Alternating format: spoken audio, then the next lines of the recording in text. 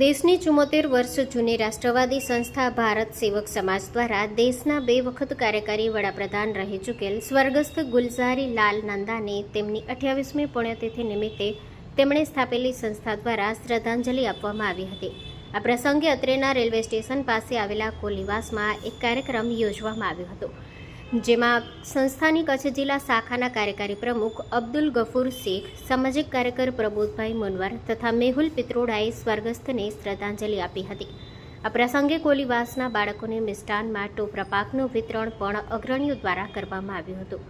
આ પ્રસંગે તાજેતરમાં અવસાન પામેલા સંસ્થાના માજી કાર્યકર શંભુલાલ જોશી તેમજ કચ્છના સ્વર્ગસ્થ મહારાવ ખેંગારજી બાવાની 84મી પુણ્યતિથિ હોતા તેમને પણ શ્રદ્ધાંજલિ આપવામાં આવી હતી.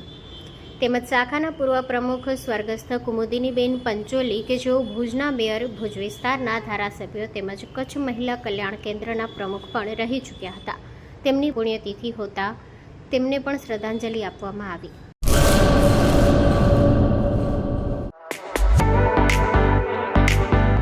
Dharmasut Suzuki,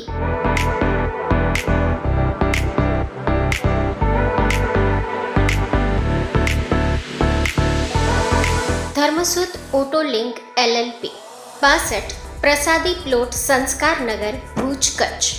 mobile number 9825553691.